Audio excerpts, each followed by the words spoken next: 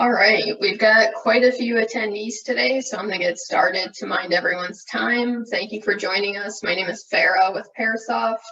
Today, we'll be going over better budgeting with you all, and with that, I'd like to introduce our CFO, Nick Stone. Good morning, everybody. Hope you're doing well today. Happy Friday. Happy to spend some time with you folks today. We're going to kind of walk through just budgeting in general and talk about just, I guess, best practices and things I've found to be helpful as you kind of think about approaching a budgeting cycle, things that are probably near and dear to a lot of our hearts. It's a necessary part of running a business and something that can sometimes be a challenge. We want to talk through some best practices around timelines and approach to budgeting, kind of how systems can enable a better budgeting process, and ultimately kind of give you the visibility you need to run your business and spend more time thinking about the things that really matter as opposed to wondering if you have the right information that you need. Just a quick intro about myself. As far I mentioned, I'm a CFO at PairSoft.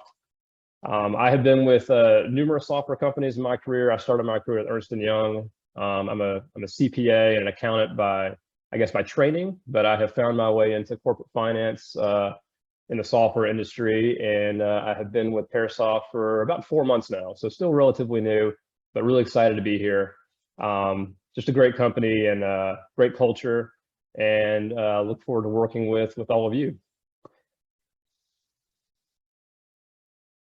Okay, so for part one of the webinar here, I just want to talk about timelines and approach. You know, budgeting and overall financial governance is not a one-size-fits-all. We all have different businesses that have different drivers and metrics that dictate kind of how we run our business on a day-to-day basis. Really what I want to provide as we kind of walk through this deck is just a framework that I've honed with my experiences in terms of what seems to work well as information filters and approaches. It really helps not only just get a budget done, but really rallies all parts of the organization around what it is we're trying to accomplish with a budget and make it less about a one-time onerous event and more about something that people can get excited about.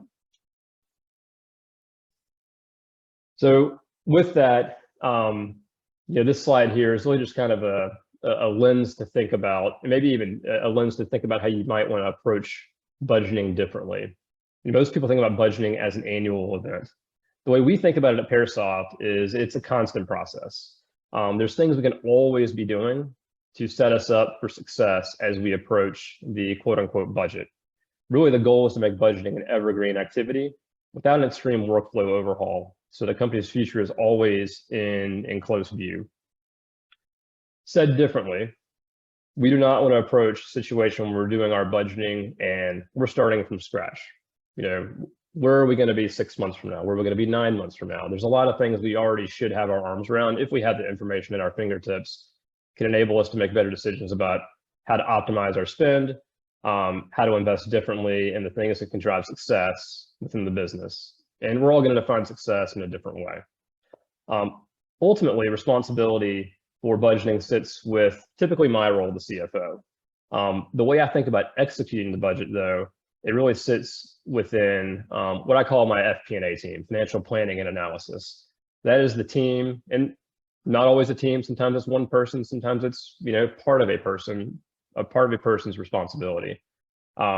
Really, to be the central owner, making sure that the budget gets executed and is maintained on an ongoing basis.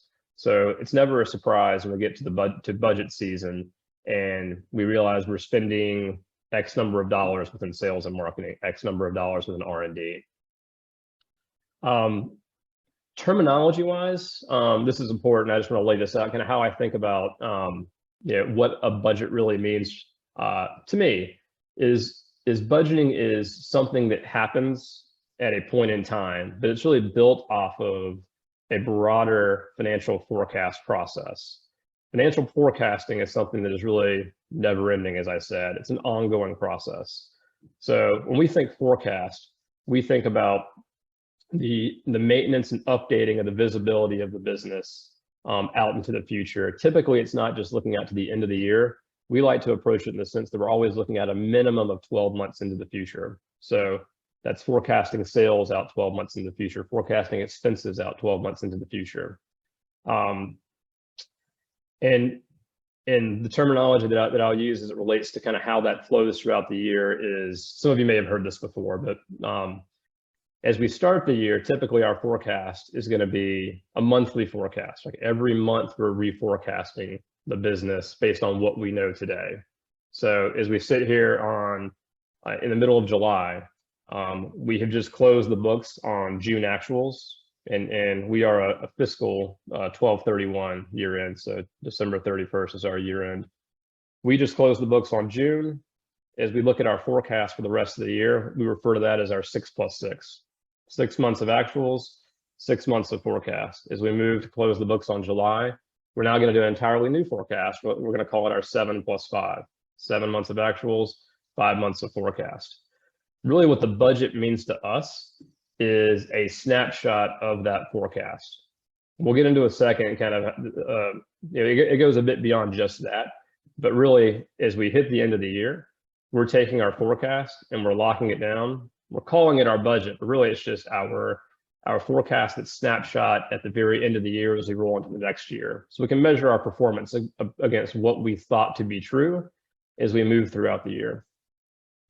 But again, regular reforecasting is key. And for us, it's a monthly process. It could be more, it could be less, depending on what works for your business and how dynamic your needs are. And with that, take a quick pause here. I just want to do a quick polling question. How many months before the fiscal end of the year do you begin your budgeting process? For us, we're in the 3 to 6 month category, closer to 3 months than we are to 6 months. That's when we kind of kick off our what we call our budgeting process. And I'll get into what that means kind of beyond just the ongoing forecasting. Hopefully not too many in the bottom category. But I know sometimes business gets in the way and delays things.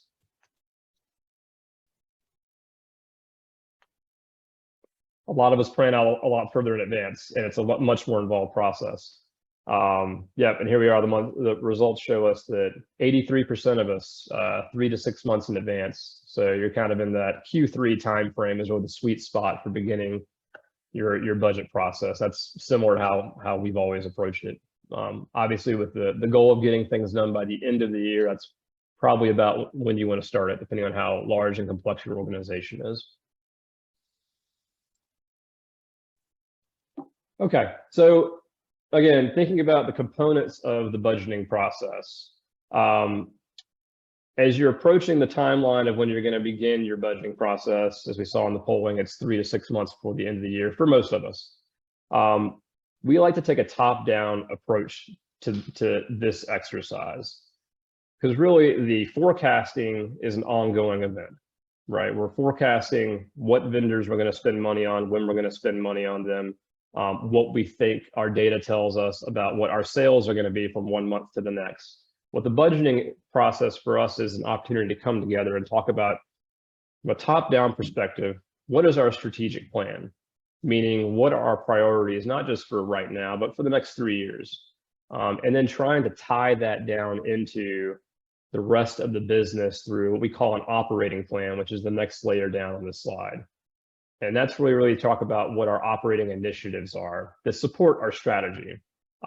Strategy could be very up in the clouds in terms of, we want to be the go-to software for AP automation, document management, and payments within the North American market. You know, it could be very grandiose like that. The key, though, is to tie it down into the lower levels of the business so it becomes more tangible in terms of, okay, that's great. That gives us a North Star in terms of what we're trying to do as a business, what our mission is and what our purpose is. And that's absolutely key, is that everybody understands, where are we trying to go? What are we trying to get to? But how do we execute on that strategic plan? It really goes into, what is our operating plan? What are our initiatives? And how do we measure those initiatives? There's measurable KPIs you can put in place to track your progress. And that then feeds down into really the lowest level of information, which is the financial plan. And that's the financial model that has all the lowest level details in terms of, I'm spending X dollars on PairSoft software. I'm spending Y dollars on Salesforce as our CRM. I'm going to hire this position in this location for this amount in this month. That's where the lowest level of detail sits. That's the bottoms up view. Example of what an initiative might be is we focus on the operating plan here in the middle. For example, we want to maintain employee turnover that's less than 20%. Okay, that's great. How are we going to do that? What are the activities or KPIs that we can put in place to affect that? Examples may be, we are going to invest in an employee engagement survey that measures how engaged our employees are over the course of time. We're going to put in professional development plans, career pathing, rotational programs. Could be any number of things, but ultimately what we're trying to drive to is we want to get our employee turnover to some level, less than 20%, less than 15%, whatever it might be. But there's things we can put dollars behind and effort behind to enable that. And that's where those dollars would be within the financial plan. They're enabling those initiatives and ultimately supporting the strategic plan. So just kind of going back and double clicking on this concept of forecast versus budget. So this is just just don't get too tied into the dots on this, but think of this as almost just a visual representation of what a timeline throughout the year might look like. Above the line in the middle of the screen, this is kind of what I would call is really the ongoing forecast maintenance. And this is where, in our case, our FP&A team is responsible for being sure that we're constantly updating our forecast and our outlook on the business. Again, it's a monthly process for us, but happens throughout the year. It involves any number of things, but some examples of these things are going to be sales forecast updates. We have regular meetings with our cost center managers. How much did you spend last month versus what you thought you were going to spend? Did you procure that vendor that you thought you were going to? Do you have any upcoming travel or events we need to be planning for? And then reporting and analysis of our performance against budget. We did our budget in December of 2021. We forecasted to spend $20,000 in July. It looks like we're only tracking to spend $5,000. Why is that? Was there something that we thought we were going to spend in July we now need to push out into August? Or is there savings we need to be thinking about how we can either take that to the bottom line or maybe repurpose that in some part of the business that could leverage it and give us a better shot at overachieving on our plan for the year. And that ties into the prioritization of remaining spend. Just because we said we were going to spend something and we don't spend it in the timeline we plan to spend it, doesn't really mean it's always still going to be there to spend it at a point in the future. What we try to do is stay away from those situations where you approach the end of the year and you've really just been looking at your fiscal year budget as one lump sum number. And what I don't want to have happen is different parts of the organization come to finance to say, I have $15,000 that was in my budget I didn't spend. I'm going to go spend it. And then you end up spending on something that's really probably may not be in the best interest of the business as a whole. As we think about budgeting, again, budgeting as an event that happens in parallel with the forecasting process, think of these boxes on the bottom as representations of what I showed a couple slides ago with that strategic plan, that operating plan, that financial plan. Typically, as we're hitting the end of Q3, in our case, that's September, that's when we're really starting to think about these boxes on the bottom as it relates to planning for the future. And we're taking the forecast that we're already maintaining, and we're looking at our strategic and our operating plan, our revenue planning, our expenses, and our investments, ultimately moving to having final approval for our next fiscal year's budget by the end of the year at the latest. Now, the strategic and operating plan, that typically sits with the CEO, the executive team, and the board of directors, really trying to align around what are those strategic things we want to be focused on. The operating plan then tends to sit with the broader management of the company to figure out, how are we as a team, as a management team, going to be sure we hit on the strategy? And then that then filters into revenue planning, expenses, investments, and so on. That's really the bottoms up exercise we go through. But really the goal is to make sure that those middle two boxes, revenue planning, expenses, and investments, are as low of a lift as possible, because we're already forecasting the business 12 plus months out into the future. So it's not like we're starting from scratch.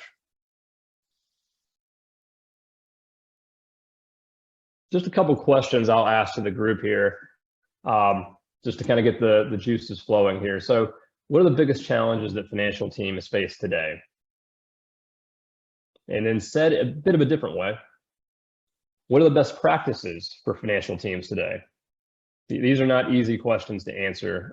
What I can say is we can all learn from each other, our peers, both internally and externally, as well as past experiences, as we develop practices that work best for us in the here and now.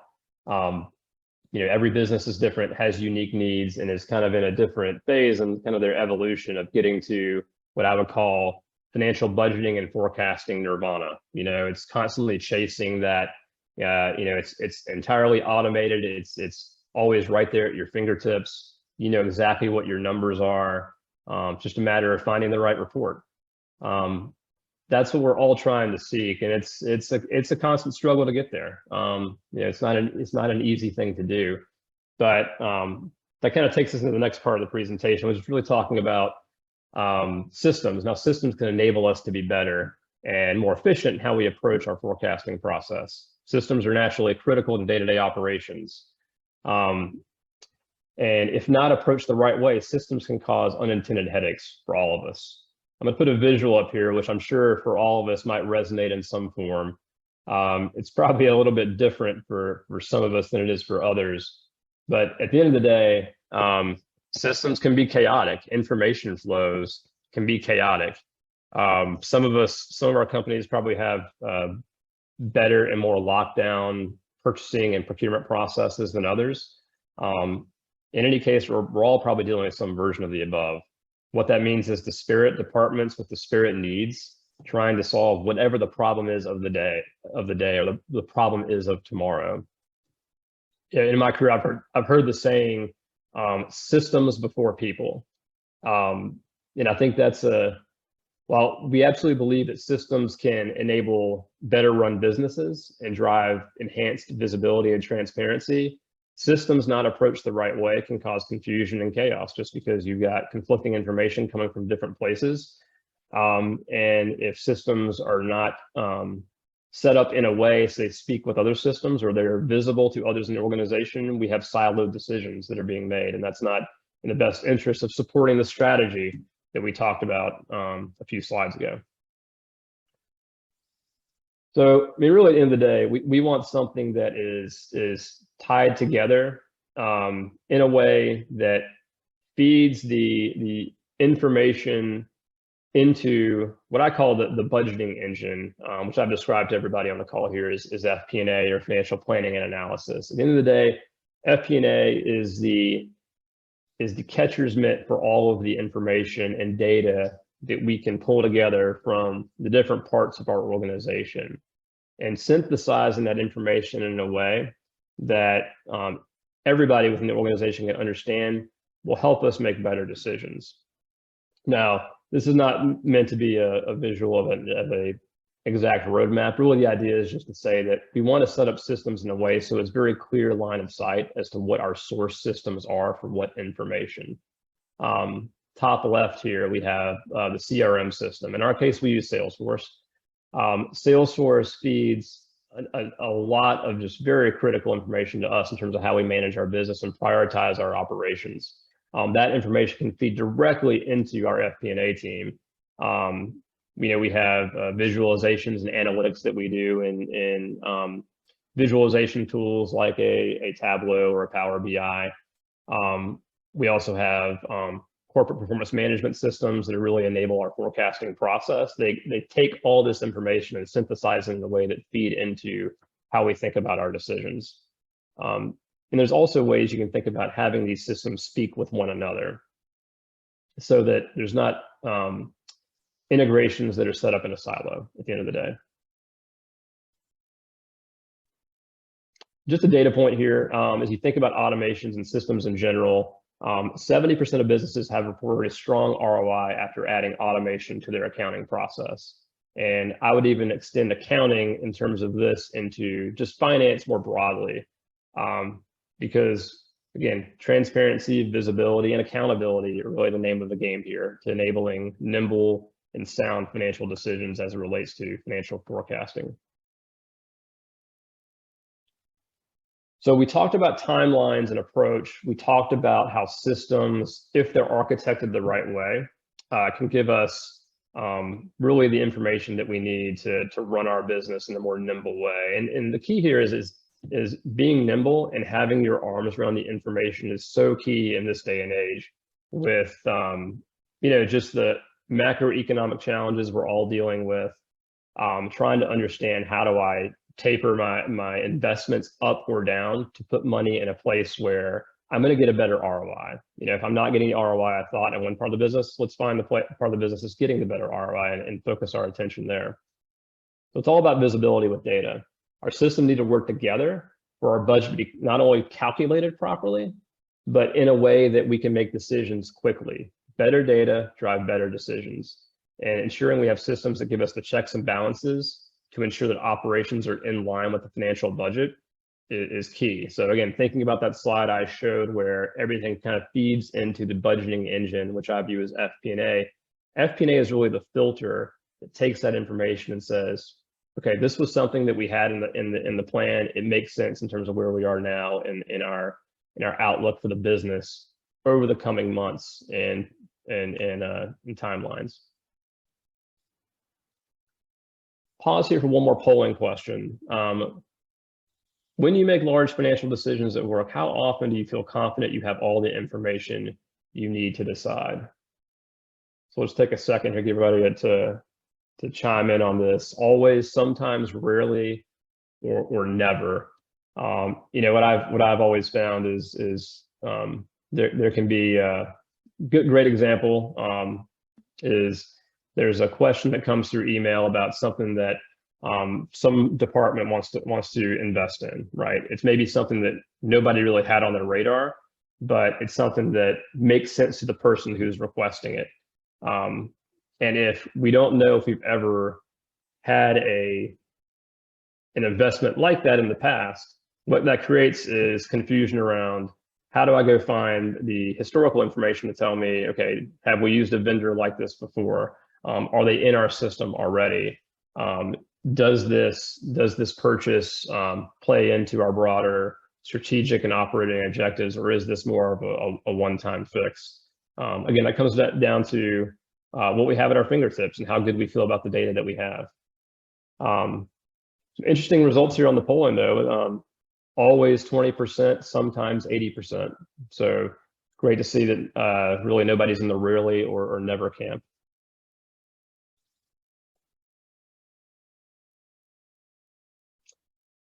Okay, and again, I just want to harp on this because I think at the end of the day, forecasting your expenses and your business overall for visibility over the coming 12 plus months, in a lot of cases, even going out to 24 months is key as well. That's going to enable you when you hit your budget cycle to already have the foundation in place. Then it becomes a matter of what are the things that we are investing in that have to continue because they're critical to the business. There's non-starters. Then there's the bucket of what I would call discretionary spend, which are the nice to haves. And that's where the legwork really goes into, are these discretionary items really the discretionary items that make the most sense for us as we look at things through the lens of what are our strategic objectives and what are our operating initiatives.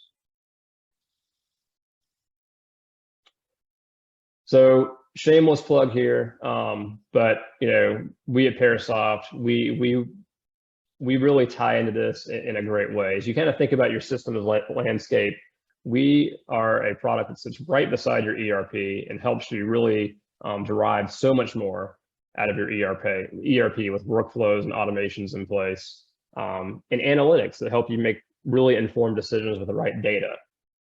They give visibility around who is spending money and when and why, and also what has been spent in the past. So a lot of great things that can come from having the right systems in place, and we would love to be one of those systems that you have architected within your systems ecosystem.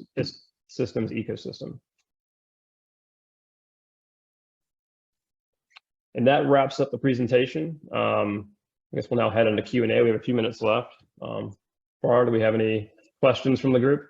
Yeah, we've actually had quite a few come in, and any of you who still have questions, feel free to post them in the chat. We'll try to get to all of them here. I'll start with some of the good ones. The first one is, of the top line measurements you outlined, which one would you say is the most complex to deal with? Well, at the end of the day, sales is what drives business, right? I guess in our case, as a software company, we look at things in terms of, we call it bookings, but liken it to sales. So for us, it's really a triangulation exercise around all the different data components we have to help us figure out what we think in reality our top line or our sales forecast can be. There's not really any one set of information that helps us do that. It's a multitude of data points, sales pipeline, what is the possible sales lift we're going to get from new product launches, think about what our investments are in our sales and marketing team, sales rep productivity. There's any number of things we can use, and really becomes, as I said, a triangulation exercise where we're trying to coalesce these analytics together to help us figure out what do we think a realistic case is, and what are the things we can do to make that realistic case look a bit better. That's really where we probably spend the most time, because at the end of the day, sales informs how much there is to invest. So sales always comes first, and then expenses come second. Great. The next one is, how often do you change your strategic plan? What if it gets to the middle of the year and the plan needs to change? Do you change it right away, or do you wait until the next financial year? That's a good question. I guess, again, going back to that slide where I laid out strategic plan, operating plan, financial plan, kind of going top down. The strategic plan is typically going to be something that kind of gives the business direction over not just this year, but multiple years. So I'd say as ways to strategy, that rarely changes in the middle of the year. I think as you think about the second layer, which is more operational in nature, that is something that can be revisited on a quarterly or maybe a semi-annual basis. Are these the right initiatives? Or if something is not tracking as we thought, should we pivot to looking at something else? Great, and we do have quite a few more questions, but just to be mindful of everyone's time, since we're nearing the half hour, we'll stop it there and reach back out to quite a few of you personally. But in the meantime, I do want to thank Nick for all his great insight on this really timely and good topic. And I'd like to thank all of you for joining. And again, we will be reaching out to you separately. So I hope you have a great rest of the day, and thank you again, Nick. Yeah, thank you, everybody. Have a great rest of the day and a great weekend.